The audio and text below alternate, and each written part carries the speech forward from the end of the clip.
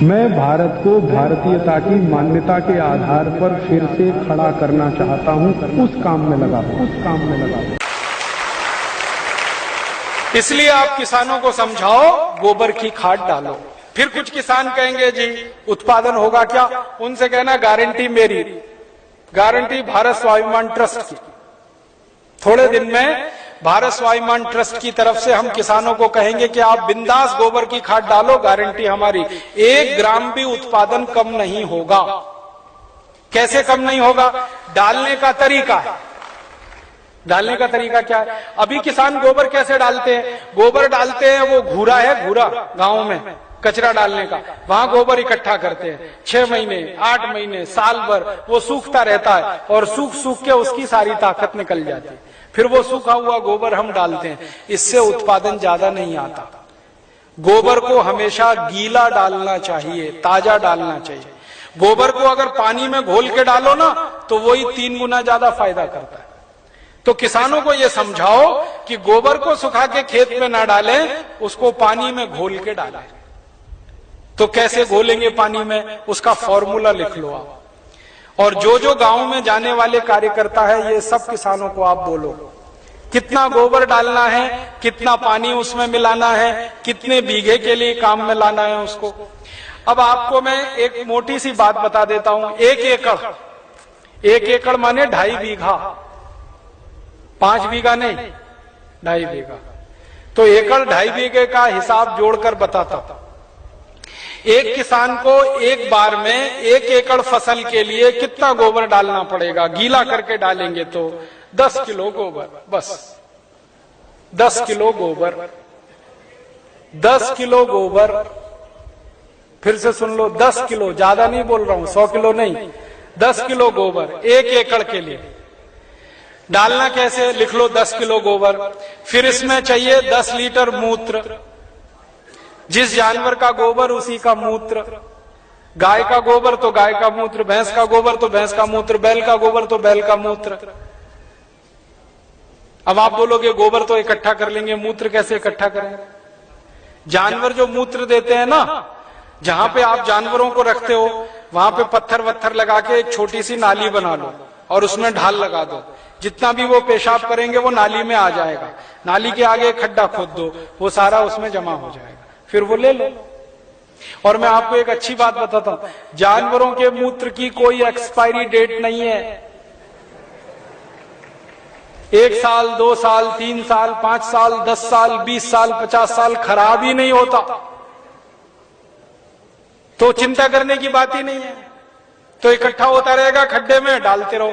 तो 10 किलो गोबर, 10 लीटर मूत्र, ठीक है। फिर इसमें मिलाना है लगभग 1 किलो गुड़, आधे से 1 किलो गुड़। गुड़ तो आप सब जानते हो। एक तो गुड़ होता है जिसको आप खा लेते हो, एक तो गुड़ ऐसा होता है जिसको जानवर खा लेते हैं, और एक गुड़ ऐसा होता है जिसको कोई नहीं खा सकता। गीला गीला, पुराना पुराना, काला काला, वो गुड़ खेत के बहुत काम का है। जो सबसे घटिया गुड़ है, जिसको ना जानवर खा सकते हैं ना आप, वो खेत के लिए बहुत काम का है। तो वो गुड़ ले लो, आधे से 1 किलो। गोबर हो गया, मूत्र हो गया, गुड़ हो गया। अब इसमें लगभग 1 किलो डालना है दाल का आटा। दाल है ना, दाल, अरहर की दाल, मूंग की दाल, उड़द की दाल, चने की दाल, सोयाबीन की दाल, खेसारी की दाल, कोई भी दाल, 1 किलो उसका आटा। 4 चीजें हो गई, गोबर, गोमूत्र, गुड़, दाल का आटा। और इसमें डालनी है 1 मुट्ठी मिट्टी। 1 मुट्ठी में आधा किलो या 1.25 किलो तक मिट्टी आती है। मिट्टी कहां से लानी है? आपके खेत के आसपास अगर पीपल का कोई पेड़ है, बरगद का कोई पेड़ है, तो उसके नीचे से खोद लो मिट्टी। पीपल के पेड़ के नीचे की या बरगद के पेड़ के नीचे की? पीपल और बरगद के पेड़ के नीचे की ही मिट्टी क्यों खोदना? आपको मालूम है, पीपल और बरगद के पेड़ हर समय ऑक्सीजन देने वाले पेड़ हैं, और ज्यादा ऑक्सीजन देने वाले पेड़ के नीचे जीवाणुओं की संख्या बहुत होती है। तो पीपल और बरगद के पेड़ के मिट्टी में जीवाणु सबसे ज्यादा होते हैं। यही जीवाणु खेत को चाहिए। तो मिट्टी ले ली, 5 चीजें हो गई, गोबर 10 किलो, मूत्र 10 लीटर, गुड़ लगभग 1 किलो, दाल का आटा 1 किलो और मिट्टी लगभग 1 किलो। ये 5 चीजों मिला दो, घोल दो। हाथ से घोल लेना, खराब नहीं होंगे हाथ, नहीं तो डंडे से घोल देना। एक ड्रम में घोल लेना, प्लास्टिक के ड्रम में घोल लेना, नहीं तो लोहे के ड्रम में घोल लेना। प्लास्टिक का होगा तो अच्छा, लोहे वाला क्षरण ज्यादा होता है। अब इसको घोल के 15 दिन रख देना, 15 दिन रख देना। घोलने में तकलीफ आए तो थोड़ा पानी मिला देना, ज्यादा मत मिलाना, थोड़ा ही मिलाना।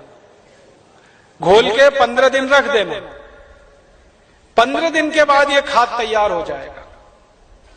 इस खाद में क्या होगा, करोड़ों करोड़ों सूक्ष्म जीवाणु पैदा हो जाएंगे। वो जो मिट्टी डाली ना, मिट्टी के जीवाणु अगर 1 लाख हैं तो 15 दिन में वो 100 करोड़ से ज्यादा हो जाएंगे।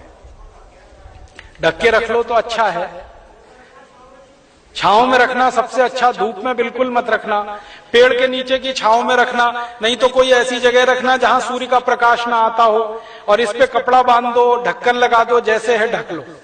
अब ये 15 दिन में तैयार हो गया, इसमें करोड़ों जीवाणु तैयार हो गए। अब ये जीवाणु घोल, इसको जीवाणु घोल कहते हैं, इसको खेत में डालना है। डालने से पहले इसमें पानी मिलाना है, और पानी कितना मिलाना है, जितना गोबर था उसका 10 गुना पानी, 10 गुना कम से कम। 100 लीटर पानी, 10 किलो गोबर तो 100 लीटर पानी, और ज्यादा से ज्यादा पानी मिला सकते हैं तो 200 लीटर। तो 100 से 200 लीटर पानी मिला लिया। अब ये पूरा परफेक्ट घोल हो गया। इसको 1 एकड़ के खेत में छिड़कना है, जैसे पानी छिड़कते हैं ना मिट्टी दबाने के लिए, ऐसे ही छिड़कना है बस। आप इसको छिड़क देंगे तो ये करोड़ों जीवाणु मिट्टी में पहुंच जाएंगे, तो मिट्टी में जीवाणुओं की संख्या बढ़ती जाएगी, और मिट्टी में सारा खेल खेलने का काम जीवाणु करते हैं। आपको मालूम है जीवाणु क्या करते हैं? जीवाणु सारा काम करते हैं। पौधे की जड़ को नाइट्रोजन की जरूरत है तो ये जीवाणु उपलब्ध कराते हैं। पौधे की जड़ को कैल्शियम चाहिए तो ये जीवाणु उपलब्ध कराते हैं। पौधे की जड़ को आयरन चाहिए तो ये जीवाणु, माने पौधे को बड़ा होने के लिए जितने भी सूक्ष्म पोषक तत्व चाहिए और फिर वो हमारे शरीर में वास्तव में चाहिए, वो सब इन जीवाणुओं की करामात से ही मिलता है। तो पौधे की जड़ को भरपूर सूक्ष्म पोषक तत्व मिलने लगेंगे, पौधे की बढ़त बहुत तेज होगी, और जिस पौधे की बढ़त अच्छी होगी उसका फल अच्छा होगा, जिसका फल अच्छा होगा उसका उत्पादन अच्छा होगा। अब इसमें समय लिख लो, कितनी बार डालना, कब डालना। सबसे अच्छा तरीका यह होता है कि खेत को जब जोतने की तैयारी करें ना, जोतें, बीज डालने से पहले खेत जुताई होती है ना, खेत जुताई करते ही 1 दिन डाल दो। आज जुताई किया, कल डाल दो, जुताई करके डाल दो। ये पहली बार, ठीक है। फिर इसके डालने के 2-3 दिन बाद या 4 दिन बाद या 5 दिन बाद बुआई कर दो। है कितना डाल सकते हैं बताया ना, 1 एकड़ में जितना तैयार हुआ 200 लीटर वो। तो आपने इसको जोत के 1-2 दिन में डाल दिया, फिर बीज बो दो। बीज बोने के 21वें दिन में फिर डाल देना। आज बीज बोया तो ठीक 21 दिन बाद एक बार फिर डाल देना। क्या होता है ना, बीज में से अंकुरण होता है, और अंकुरण होने के 21वें दिन तक वो मिट्टी की ताकत से बढ़ता है। फिर 21 दिन के बाद वो सूर्य की ताकत से बढ़ना शुरू हो जाता है, फोटोसिंथेसिस जिसको कहते हैं, प्रकाश संश्लेषण की क्रिया। सूर्य ताप से खाना बनाना शुरू कर देता तो बढ़त तेज हो जाती। तो और आप मोटी सी एक बात याद रखो कि हर 21वें दिन पर डाल देना। आज डाला, 21 दिन बाद डाला, फिर 21 दिन बाद डाला, फिर 21 दिन बाद डाला। तो एक फसल अगर आप समझ लो 4 महीने की है तो लगभग 5 बार डालना पड़ेगा। कोई फसल 6 महीने की है तो 7-8 बार डालना पड़ेगा। 8 महीने की है तो 10-1 बार डालना पड़ेगा। अब इसमें खर्चा क्या है? जानवर अगर घर के हैं तो गोबर फोकट का, मूत्र फोकट का, गुड़ मैं कह रहा हूं सबसे सड़ा हुआ जिसको फेंक देते हैं वो भी फोकट में मिल जाएगा। पानी तो फोकट का है ही, थोड़ा दाल वाल लेना पड़ेगा तो उसका खर्चा आएगा, लेकिन किसान अगर दाल पैदा करता है तो वो भी घर की हो जाएगी। माने खाद बनाने का खर्चा लगभग 0 आएगा। मेहनत लगेगी, पूंजी में पैसा कम से कम खर्च होगा। और ये खाद जो तैयार होगी इसमें जबरदस्त क्वालिटी है, क्योंकि इसमें कैल्शियम भरपूर, आयरन भरपूर, फास्फोरस भरपूर। क्या क्या इसमें है? गोबर है, गोबर में कैल्शियम है, आयरन है, सल्फर है, सिलिकॉन है, कोबाल्ट है, मैग्नीशियम है, मैग्नीज है, 18 सूक्ष्म पोषक तत्व हैं जो चाहिए मिट्टी को। फिर गुड़ है, गुड़ में जबरदस्त फास्फोरस है, गुड़ में जबरदस्त कैल्शियम है, फिर मूत्र में ये सब है। तो जो सूक्ष्म पोषक तत्व हमें चाहिए वही मिट्टी को चाहिए, वो सब इस खाद में भरपूर है। यूरिया में नहीं है, डीएपी में नहीं है, यूरिया में कैल्शियम नहीं है, डीएपी में कैल्शियम नहीं है।